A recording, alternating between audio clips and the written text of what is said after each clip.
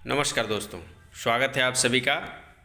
आज बहुत ही इंटरेस्टिंग आप लोगों के क्वेश्चंस हैं, सबको लिए जाएंगे और अच्छी अच्छी जानकारियां आपके साथ शेयर की जाएंगी। आज का पहला क्वेश्चन जो है वो धीरज मिश्रा जी की तरफ से है। अभी तक आप लोग चैनल को सब्सक्राइब नहीं किए हैं तो चैनल को सब्सक्राइब कर लीजिए। वीडियो अच्छा लगता है तो लाइक करते जाइए। क्वेश्चन धीरज जी का है, आप पूछ रहे हैं कि आरआरबी मालदा में डीवी ऑफिशियल बता रहे थे कि लेवल 5 के सीनियर सीसीटीसी को डीआरएम ऑफिस एंड हेडक्वार्टर में भी पोस्टिंग दिया जाएगा।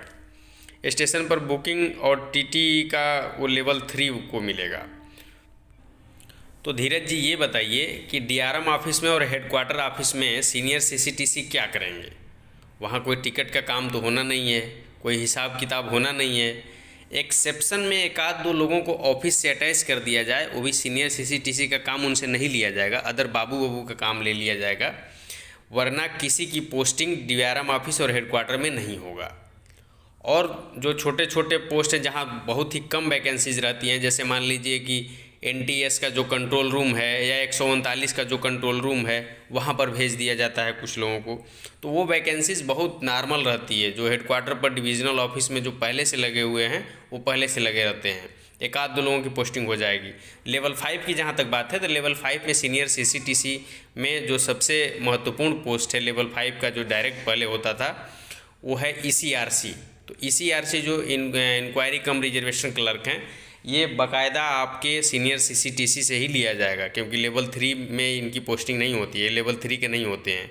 जो रिजर्वेशन करते हैं वो लेवल 5 के होते हैं। तो बिल्कुल आप सभी लोगों की पोस्टिंग जो लेवल 5 के सीनियर सीसीटीसी से हैं उनकी पोस्टिंग स्टेशनों पर ही होगी। NSG 1, NSG 2, NSG 3, NSG 5 तक के स्टेशन पर पोस्टिंग होगी आप लोगों की।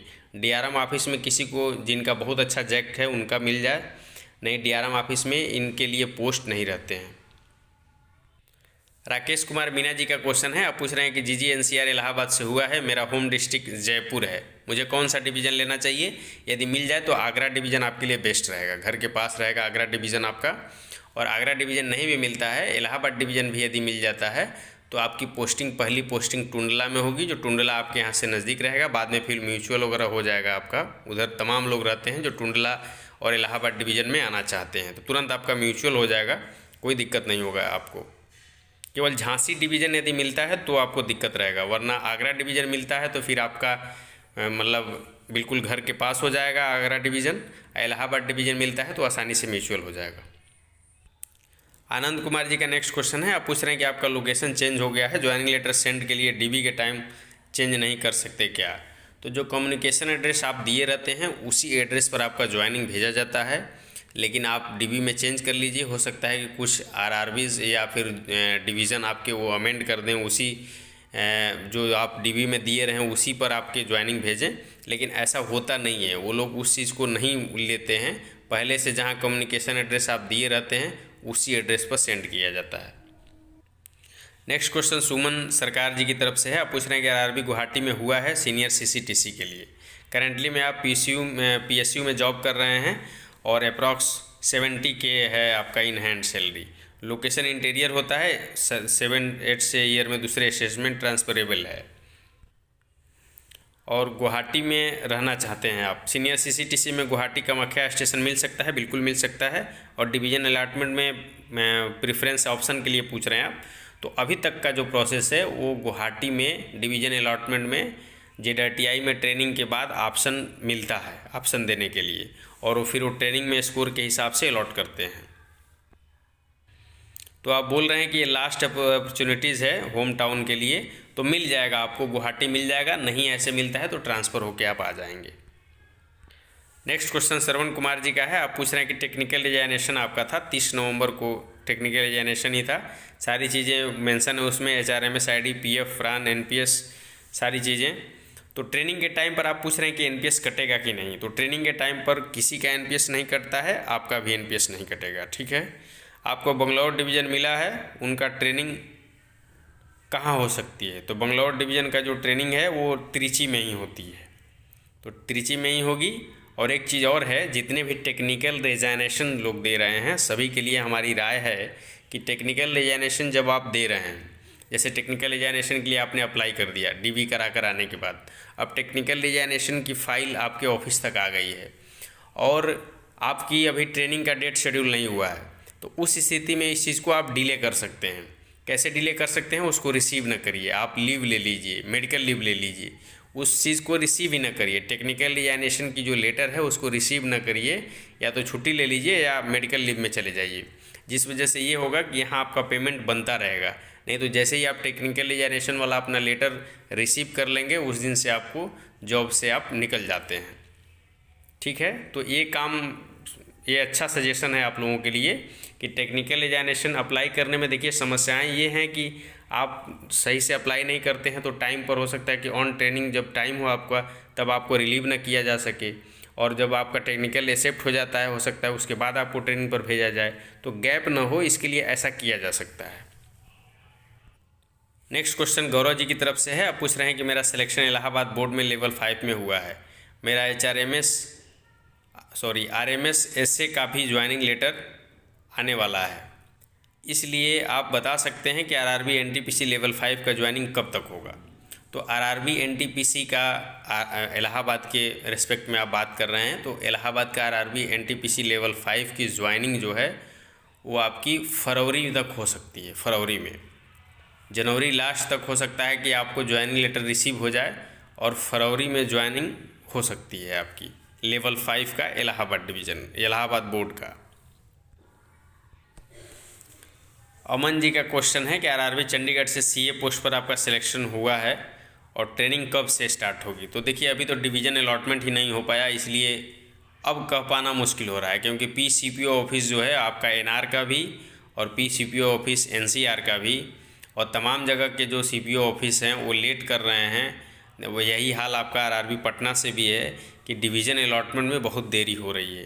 तो जैसे ही डिवीज़न अलॉटमेंट हो जाए एक बार, तब अब एस्टिमेट किया जाएगा कि कब तक क्या हो सकता है। बाकी आप CA से ACM बनने की बात बोल रहे हैं, तो CA से ACM, CA आपका 4200 ग्रेड पे का है, 5 साल सर्विस हो जाने के बाद आप ACM के लिए अप्लाई कर सकते हैं, और वही LDC के थ्रू ही आप बनेंगे, LDC क्वालिफाई करके, जिसके लिए CBT कंडक्ट होगा। नेक्स्ट क्वेश्चन रियासत अली जी की तरफ से है। आप पूछ रहे हैं कि सर म्यूचुअल ट्रांसफ़र में कैटेगरी भी देखा जाता है क्या? बिल्कुल कैटेगरी देखा जाता है, उसमें सेम कैटेगरी होना चाहिए। दूसरा क्वेश्चन आपका है कि म्यूचुअल ट्रांसफ़र एक बार ही कर सकते हैं या फिर मेनी टाइम कर सकते हैं म्यूचुअल ट्रांसफ़र। तीसरा क्वेश्चन आपका है कि ट्रेनिंग में हमें कितना पेमेंट करना होता है। तो देखिए अलग अलग ZITI का अलग अलग रेट हैं रियासत अली जी, और आप यदि गोरखपुर से हैं NER के लिए, तो जो गाजीपुर में ZITI बनी है वहाँ पर एक मित्र हमारे अभी रिफ्रेशर के लिए गए हुए हैं, उनसे बात हुई हमारी, तो वो बता रहे हैं कि पर डे का 300 रुपये, जो वहाँ सारी ब्रेकफास्ट और डिनर लंच सब ले करके पूरा 300 रुपये का खर्चा है एक दिन का। यही खर्चा ZITI में लगता है, तो आप जोड़ लीजिए, एक महीने का लगभग वही 9000 के आसपास पड़ा। सुमन जी की तरफ से नेक्स्ट क्वेश्चन है। आप पूछ रहे हैं कि सिलेक्शन आपका कोलकाता बोर्ड से लेवल 5 में हुआ है, सीनियर CCTC का कट ऑफ जो है वो 81 है और JAA का 81.67, और आपका भी मार्क्स जो है वो 81.67 है। तो आप पूछ रहे हैं कि आपको कौन सा पोस्ट मिल सकता है, तो मोस्ट प्रोबेबली आपको सीनियर CCTC मिल सकता है। और दूसरा आपका क्वेश्चन ये है कि क्या इससे बाहर भी हो सकते हैं, तो बिल्कुल नहीं, आपका सिलेक्शन हो रहा है, इससे बाहर नहीं किया जाएगा आपको। नेक्स्ट क्वेश्चन शिवशंकर सिन्हा जी की तरफ से है। आप पूछ रहे हैं कि गुड्स गार्ड की सैलरी 70,000 प्लस कैसे है। तो इसके लिए एक सेपरेट वीडियो है गुड्स गार्ड की सैलरी के लिए। ऐसे हो जाता है 70,000 प्लस, इनका किलोमीटर अलाउंस मिल जाता है, रनिंग अलाउंस, जिससे रनिंग अलाउंस 30% ऐड हो जाता है इसमें, और किलोमीटर अलाउंस मिलता है और ओवर टाइम भी मिलता है। सारा चीज़ें मिला करके 70 प्लस से स्टार्टिंग ही होती है गुड्स गार्ड की। ठीक है, आप CA की इन हैंड सैलरी की बात बोल रहे हैं, तो लगभग 55,000 के आसपास है। CA के सैलरी के लिए एक सेपरेट वीडियो ला दिया जाएगा, इसके लिए क्या क्या अलाउंस मिलते हैं CA में, और जो अपडेटेड गुड्स गार्ड की सैलरी है इसके लिए भी एक वीडियो ला देंगे। तो वैसे CA की सैलरी 55,000 के आसपास है। नेक्स्ट क्वेश्चन अश्विनी कुमार जी की तरफ से है। आप पूछ रहे हैं कि MTS इन CPWD में कार्यरत हैं आप जानना चाह रहे हैं कि other service record will be transfer और not in case of technical examination देखिए यदि रेलवे में आप आते हैं तो आपका ये सब चीज़ें ट्रांसफ़र नहीं होंगे, रेल से रेल में ट्रांसफ़र होते हैं। दूसरा क्वेश्चन आप पूछ रहे हैं कि म्यूचुअल ट्रांसफ़र का प्रोसीजर क्या है। म्यूचुअल ट्रांसफ़र का प्रोसीजर क्या है और कितना टाइम लगता है, और आपका लखनऊ होम टाउन है तो और आरआरबी मुंबई से सिलेक्टेड हैं आप, तो कब तक आपका ट्रांसफ़र हो जाएगा? तो देखिए, जो म्यूचुअल ट्रांसफ़र का प्रोसीजर जो होता है वो एक आप इधर से अपने डिवीज़न से भर के फॉर्म देते हैं, तो आप अपने तरफ से फॉर्म फिलअप करते हैं और जो आपके स्थान पर आने वाले हैं वो अपने तरफ से, और दोनों का फॉर्म जो है कि स्वीकृत कॉम्पिटेंट अथॉरिटी द्वारा हो जाती है दोनों तरफ से। तो इसमें टाइम टेकन वही लगता है कि जितना जल्दी जल्दी आपका फ़ाइल ट्रांसफ़र हो जाए, वरना ये 1 महीने के अंदर में ट्रांसफ़र हो सकता है ये म्यूचुअल ट्रांसफ़र। और तीसरा क्वेश्चन आपका है कि गवर्नमेंट क्वार्टर जो है कि इमीडिएटली मिल जाएगा जब आप जॉब को ज्वाइन करेंगे। तो बड़े बड़े सिटियों में देखिए दिक्कत है इसके लिए। बड़े सिटियों में चूँकि वहाँ वैकेंट नहीं रहते हैं क्वार्टर्स, क्योंकि जो जिनको मिल जाता है वो लिए रहते हैं, यदि वो घर भी बनवा लेते हैं फिर भी वो उसको लिए रहते हैं अपने रूम को। इस वजह से बड़े बड़े सिटी में इसके लिए क्वार्टर मिलने में थोड़ा सा मुश्किल होता है। हाँ, लेकिन मिल जाता है। हो सकता है कि 6 माह का टाइम लग जाए, 8 महीने का टाइम लग जाए, 4 माह का टाइम लग जाए, या खाली रहे तो तुरंत भी मिल जाएगा। तो अवेलेबिलिटी के हिसाब से है, कभी कभी नहीं भी मिलता है और कभी कभी जल्दी भी मिल जाता है। नेक्स्ट क्वेश्चन CISF बॉय की तरफ से है। आप पूछ रहे हैं कि CISF कांस्टेबल में हुआ है आपका, 28 दिसंबर को ज्वाइनिंग है, NTPC लेवल 2 में टाइपिंग क्वालिफाई हैं और कट ऑफ से 15 नंबर ज़्यादा है, क्या करूं, कौन सी जॉब सही रहेगी? तो CISF कांस्टेबल है, ये लेवल 3 की जॉब हो जाएगी और लेवल 2 का इधर है आपका, तो दोनों सही है। वैसे पहले ज्वाइनिंग यदि जूनियर क्लर्क का होता तो इसको आप ज्वाइन कर सकते थे, लेकिन जब CISF पहले मिल रहा है तो जो मिल रहा है पहले उसको ज्वाइन करते जाइए, फिर देखा जाएगा। नेक्स्ट क्वेश्चन सेठी जी की तरफ से है। आप पूछ रहे हैं कि सीनियर CCTC की पोस्टिंग बड़े स्टेशन पर ही मिलता है, लेकिन कैसे जानूंगा कि कौन सा स्टेशन बड़ा है, उनका क्राइटेरिया क्या है? तो देखिए, बड़े स्टेशन का मतलब ये है कि सीनियर CCTC की पोस्टिंग ऐसे सभी स्टेशनों पर होगी जहां पर पैसेंजर के अलावा अन्य मेल एक्सप्रेस गाड़ियां भी रुकती हैं। मतलब जहां पर 2, 3, 4 गाड़ियां रुकने वाली हैं वहां पर सीनियर CCTC की पोस्टिंग ज़रूर होगी। जहां रिजर्वेशन काउंटर है, जहां रिजर्वेशन होता है, वहां सीनियर CCTC की पोस्टिंग ज़रूर होगी। तो आप इससे भी आइडिया लगा सकते हैं कि जहाँ जहाँ रिजर्वेशन काउंटर है वहाँ वहाँ सीनियर CCTC की पोस्टिंग होगी। जो बड़े स्टेशन हैं, जो डिस्ट्रिक्ट हेडक्वार्टर हैं, वहाँ भी होगा। जैसे जो डिवीज़न है रेलवे का, वहाँ भी होगा। कम से कम हमारा बताने का क्राइटेरिया ये है कि 2, 3, 4 यदि मेलें रुक रही हैं, वहाँ पर रिजर्वेशन काउंटर है, बुकिंग काउंटर है, तो वहाँ पोस्टिंग होगी। बहुत छोटे स्टेशन होते हैं जहाँ केवल पैसेंजर रुकती है, वहाँ पैसेंजर की बुकिंग स्टेशन मास्टर द्वारा की जाती है, इसलिए वहाँ सीनियर CCTC की पोस्टिंग नहीं होती है। नेक्स्ट क्वेश्चन लिबरल जी की तरफ से है। आप JAA की ट्रेनिंग के बारे में पूछ रहे हैं। तो आफ्टर सिलेक्शन 45 डेज़ का ट्रेनिंग होता है ट्रेनिंग स्कूल में आपका। और JAA से ग्रुप B के लिए पूछ रहे हैं। तो JAA से ग्रुप B में जाने के लिए 4200 ग्रेड पे में जब आपकी 5 साल की सर्विस हो जाएगी तब आप ADFM के लिए अप्लाई कर सकते हैं। ADFM के लिए, ठीक है, असिस्टेंट डिविजनल फाइनेंस मैनेजर के लिए। और ग्रुप A तक नहीं जाते हैं, यही ग्रुप B में ही आपका प्रमोशन होता रहेगा 2 साल बाद। लेवल 5 की ज्वाइनिंग कब तक हो सकती है? टेंटेटिव की बात बोल रहे हैं आप, तो फरवरी में रखिए इसका लेवल 5 का ज्वाइनिंग फरवरी में। दिग्विजय पाटिल जी का नेक्स्ट क्वेश्चन है। आप पूछ रहे हैं कि सीनियर क्लर्क कम टाइपिस्ट और JAA में कौन सी पोस्ट बेस्ट है? तो बेस्ट और बहुत ही बेस्ट JAA है। सीनियर क्लर्क कम टाइपिस्ट की तुलना में JAA बहुत ही बेस्ट है, क्योंकि सीनियर क्लर्क कम टाइपिस्ट का जो पोस्टिंग है वो छोटे स्टेशन पर भी हो जाएगा और वहाँ पर वीक में 1 डे रेस्ट मिलता है, जबकि JAA का हमेशा वीक में 2 डेज़ रेस्ट रहेगा आपका। और डिविजनल ज़्यादातर आप डिविजनल और हेडक्वार्टर ऑफिस में पोस्टिंग होगी आपकी। विकास कुमार जी का नेक्स्ट क्वेश्चन है। आप पूछ रहे हैं कि RRB गोरखपुर में लेवल 6 के रिजल्ट में विदहेल्ड किया गया है। वहां जाकर मैंने RRB से बात किया तो वो लोग बताए कि यूनिवर्सिटी से सर्टिफिकेट वेरिफिकेशन के कारण विदहेल्ड किया गया है, जो कि बोला कि कॉन्फिडेंशियल इशू है। तो सर ये कब तक क्लियर होगा? इसमें मुझे कोई प्रॉब्लम भी होगी? कोई प्रॉब्लम नहीं होगी। जेन्युइन कैंडिडेट हैं आप, कोई दिक्कत नहीं होगा। यूनिवर्सिटी से उनको वेरिफिकेशन कर लेने दीजिए, सर्टिफिकेट में आपकी कोई दिक्कत नहीं होगी, तो इससे कोई दिक्कत नहीं है। ये अच्छा हुआ कि आपने पता कर लिया। नेक्स्ट क्वेश्चन रजनी ककड़िया जी की तरफ से है। आप पूछ रहे हैं कि SM home division versus head operator Gujarat police home state, first 5 year fix pay 38,000, then 4200 grade pay 7th PC में, which one I have select. तो इसमें SM आप सेलेक्ट करिए, बेहिचक आप SM को ज्वाइन करिए, बिल्कुल बेस्ट रहेगा, SM ज्वाइन करिए। अनुराग अवस्थी जी का नेक्स्ट क्वेश्चन है। आप पूछ रहे हैं कि एक आई में -1 का पावर है और दूसरी 6/6 है, तो क्या A2 मेडिकल स्टैंडर्ड मिल सकता है? बिल्कुल A2 मेडिकल स्टैंडर्ड आपको नहीं मिल पाएगा, क्योंकि आई में पावर है -1 का। तो एक तो 6/6 है, ठीक है, लेकिन दूसरे में पावर है, इसलिए A2 मेडिकल आप फिट नहीं है।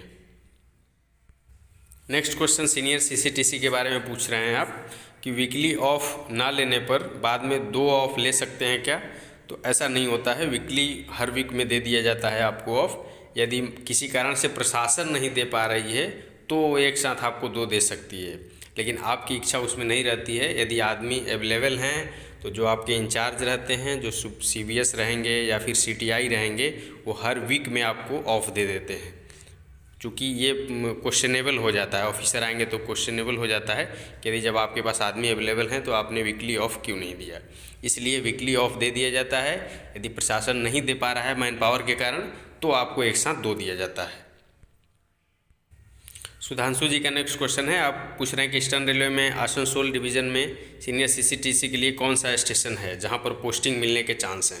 तो पोस्टिंग के लिए सीनियर CCTC के लिए सारे चांसेस हमने बता दिया है कि केवल पैसेंजर को रुकने वाले स्टेशन को छोड़ करके सारे स्टेशनों पर सीनियर CCTC की पोस्टिंग हो सकती है, जहाँ पर 3-4 मेल ट्रेनें, एक्सप्रेस ट्रेनें रुकती हों कम से कम, ठीक है। और दूसरा, जहाँ रिजर्वेशन काउंटर हो, PRS काउंटर हो और UTS काउंटर हो। दूसरा आपका क्वेश्चन है कि अगर कोई ऑप्शन हो तो कौन सा स्टेशन देना बेटर रहेगा? बड़ा से बड़ा स्टेशन दीजिए जहाँ पर एजुकेशन की फैसिलिटी हो, सारी रहन सहन की अच्छी फैसिलिटी हो, ऐसे स्टेशनों का प्रेफरेंस देना चाहिए। स्क्वायर जी की तरफ से नेक्स्ट क्वेश्चन है, आप पूछ रहे हैं कि आपके आई में प्रॉब्लम है और 5D ग्लास लगा हुआ है, बट मैं विद ग्लास क्लियर देख पाता हूँ। नियर विजन यदि आपका ठीक है तो आपको C2 स्टैंडर्ड मिल जाएगा। इसमें C2 स्टैंडर्ड मिल जाएगा, बहुत नॉर्मल मेडिकल होता है, C2 स्टैंडर्ड मिल जाएगा आपको। पृथ्वीराज राय जी की तरफ से नेक्स्ट क्वेश्चन है, आप पूछ रहे हैं कि कोलकाता RRB से मेरा लेवल 5 में टाइपिंग पोस्ट JAA और सीनियर क्लर्क में हुआ है, सिलेक्शन हुआ है। आप बैंकिंग इंश्योरेंस में PG डिप्लोमा हैं, DB के टाइम पर अगर सर्टिफिकेट प्रोड्यूस करता हूं तो इसका कोई बेनिफिट मिलेगा क्या बाद में? तो इसका बहुत खास बेनिफिट नहीं है, लेकिन यह है कि आप DB के टाइम पर इसको इंक्लूड कर दीजिएगा, उसमें लगा दीजिएगा। लेकिन बहुत इंश्योरेंस और बैंकिंग का इसमें बहुत ज़्यादा कोई बेनिफिट्स नहीं है। नेक्स्ट क्वेश्चन विपिन कुमार जी का है, आप पूछ रहे हैं RRB मुंबई में SM का ट्रेनिंग कहाँ होता है? तो JTI भुसावल में होता है RRB मुंबई का। ट्रेनिंग कब से स्टार्ट होगी? अब सारी प्रक्रिया पहले होने दीजिए, उसके बाद हो जाएगी शुरू। स्पेशल बैच भी चालू हो जाते हैं। और दूसरा आप पूछ रहे हैं कि पैनल के कितने दिन बाद ज्वाइनिंग लेटर आ सकता है? तो पैनल के कितने दिन बाद ज्वाइनिंग लेटर आ सकता है ये कहना बहुत मुश्किल है, क्योंकि एक महीने से लगभग 1 महीने हो गए पैनल आने के, और अभी तक डिवीज़न का अलॉटमेंट कई RRBs में कई जोन में नहीं हो पाया है, इसलिए यह कह पाना बहुत मुश्किल हो रहा है इस बार। अतुल जी का नेक्स्ट क्वेश्चन है, आप पूछ रहे हैं कि आप OBC से हैं, स्कोर 88.40336 है, टाइपिंग क्वालिफाई हूँ, सीनियर CCTC प्रेफरेंस की है, उसका कट ऑफ मेरे मार्क्स के एग्जैक्ट मैच कर रहा है, कट ऑफ भी यही है गया है।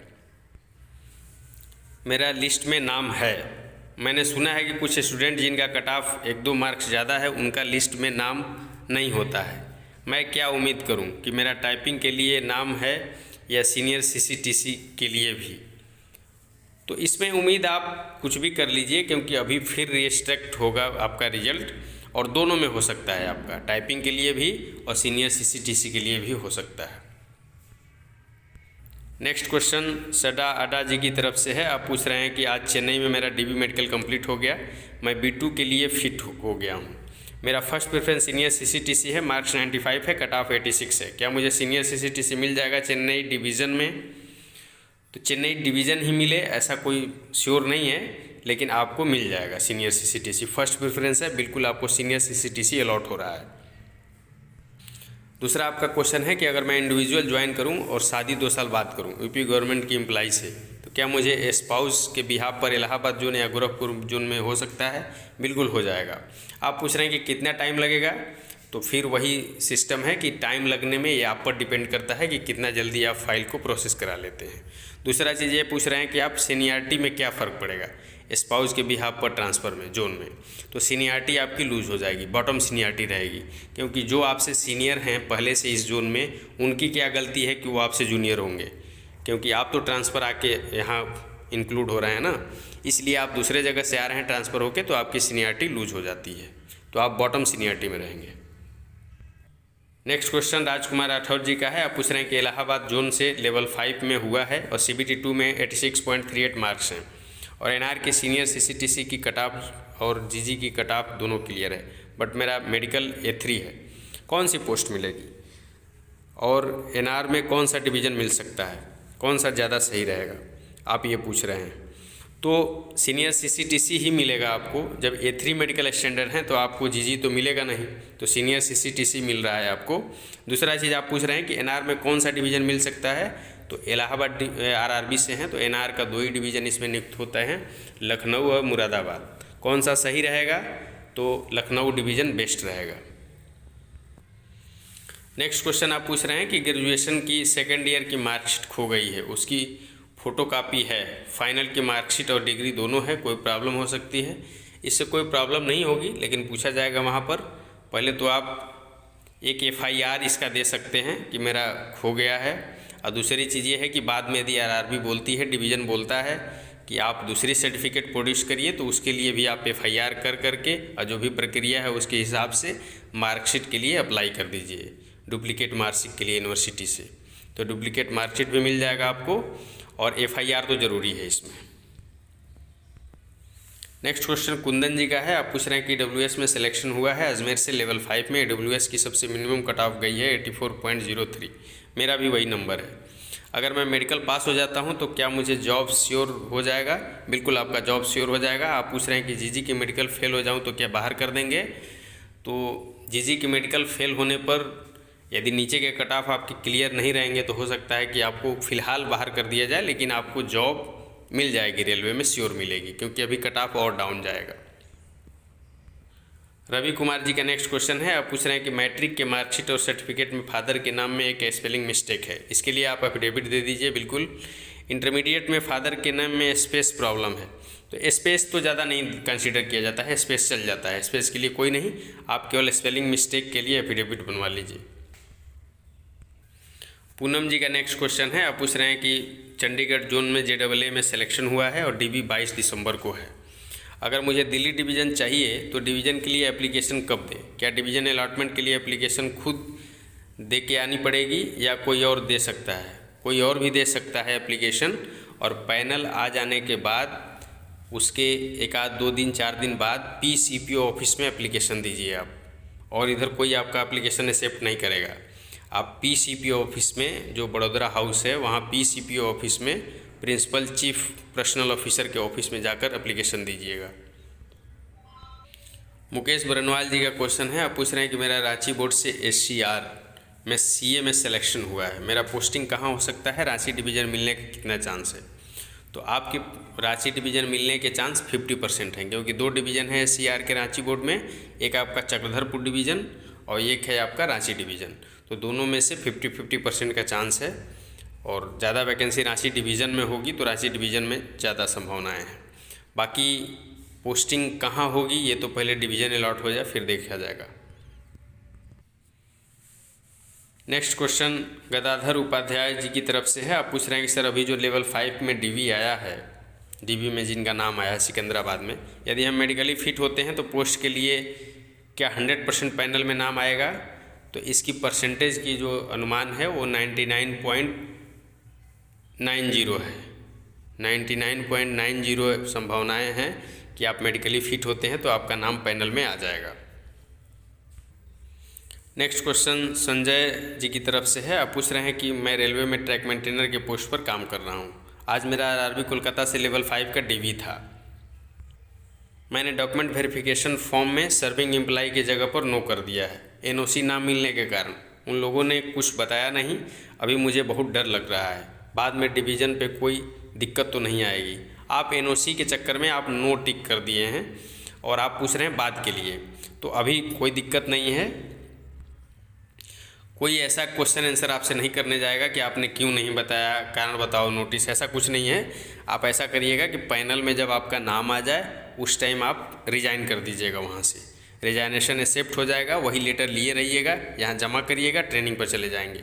थोड़े हो सकता है कि कुछ दिनों के लिए आपको पेमेंट ना मिले, कुछ दिन आप सर्विस न इधर करें न उधर करें, क्योंकि थोड़ा सा ट्रेनिंग में जाने में आपका टाइम डिले होगा, लेकिन आप रिजाइन पहले कर देंगे। कोई डरने की बात नहीं है, तमाम लोग ऐसा करते हैं कि सिंपल रिजाइन करके आके ज्वाइन करते हैं, कोई दिक्कत नहीं है इससे। सुधीर मिश्रा जी का नेक्स्ट क्वेश्चन है, आप पूछ रहे हैं कि भोपाल बोर्ड से लेवल 6 में मेडिकल में मुझे A3 मिला था, अभी लेवल 5 का रिजल्ट आया है जिसमें मेरा रोल नंबर भी है। लेवल 5 में पोस्ट प्रेफरेंस GG पहले था, फिर JAA था। मुझे गुड्स गार्ड के लिए शॉर्ट लिस्ट किया गया है या JAA के लिए, जबकि मुझे पहले ही मेडिकली A3 दे दिया गया है। बिल्कुल आपको JAA के लिए शॉर्ट लिस्ट किया गया है, नॉट GG के लिए। या तो JAA के लिए किया गया होगा या फिर जो बाद के पोस्ट हैं और उनके लिए किया गया होगा। यदि JAA, भले आपने JAA के लिए प्रेफरेंस दिया हुआ है, यदि JAA के कट ऑफ में आप नहीं होंगे तो नीचे और भी जो हैं उनके लिए आपको कंसिडर किया गया होगा, जैसे सीनियर CCTC के लिए या सीनियर क्लर्क के लिए, तो तमाम उनके लिए कंसिडर किया हो गया होगा। गुड्स गार्ड के लिए नहीं कंसिडर किया गया है आपको। नेक्स्ट क्वेश्चन भावनवार लाल जी की तरफ से है, आप पूछ रहे हैं कि जब मैं NTPC का फॉर्म भरा था उस वक़्त अनमैरिड था, उसके बाद मेरी शादी हो गई, अब डिवीज़न में मैरिज सर्टिफिकेट के साथ एफिडेविट भी देनी होगी क्या? और सर मेरी एक डॉटर भी है, तो क्या बर्थ सर्टिफिकेट के अलावा कोई सर्टिफिकेट देना पड़ेगा? देखिए, आप मैरिज सर्टिफिकेट तो दे रहे हैं, बहुत अच्छी बात है, मैरिज सर्टिफिकेट ही काफ़ी है, नहीं भी देते तब भी कोई दिक्कत नहीं थी। आप फैमिली डिटेल्स में सर्विस रिकॉर्ड आपसे ही फिलअप करवाया जाएगा, उसमें सब भर देंगे, कोई दिक्कत नहीं होगी। बाद में आप उसी के आधार पर आई कार्ड बनवा लेंगे और फिर तमाम चीज़ें कर करके आपका नाम उसमें आ जाता है। लेकिन आप मैरिज सर्टिफिकेट दे रहे हैं तो ये अच्छी बात है, डायरेक्ट वहीं से नाम चढ़ जाएगा। और बिटिया के लिए यदि आप बर्थ सर्टिफिकेट दे रहे हैं तो सफिशियंट है, सारी चीज़ें सफिशियंट हैं, कोई एफिडेविट की ज़रूरत नहीं पड़ेगी इसमें। आप मैरिज सर्टिफिकेट दे दीजिए और आप बायोडाटा में पूरा लिखते ही हैं कि मैरिड, अब जो बायोडाटा देंगे उसमें मैरिड लिखेंगे ही, तो कोई दिक्कत नहीं है, मैरिज सर्टिफिकेट सफिशियंट है। अब बिटिया के लिए बर्थ सर्टिफिकेट भी सफिशियंट है। कमल जी का नेक्स्ट क्वेश्चन है, आप पूछ रहे हैं कि लेवल 5 के DV में नाम आया हुआ है, मेडिकल भी हो गया है RRB चंडीगढ़ में, फाइनल पैनल में नाम आने के परसेंटेज कितने चांस हैं? तो फाइनल पैनल में नाम आने के परसेंटेज जो हैं वो 99.90 है। ठीक है, आएगा नाम आपका। मोहम्मद जावेद अख्तर जी की तरफ से क्वेश्चन है, आप पूछ रहे हैं कि सेलेक्टेड हैं आप सीनियर CCTC के लिए, टाइपिंग फेल हैं, 1 आई 6/6 एंड अदर इज 6/60 है, तो क्या मुझे मेडिकल में सेलेक्ट करेंगे या नहीं? कुछ प्रोसेस है? तो मेडिकल में सेलेक्ट करने का प्रोसेस वही होगा कि ग्लास के बाद आपकी विज़न कितनी आ रही है, ग्लास के बाद यदि नॉर्म के हिसाब से आ रही है तो आपको सीनियर CCTC में फिट कर दिया जाएगा। ठीक है, थैंक यू।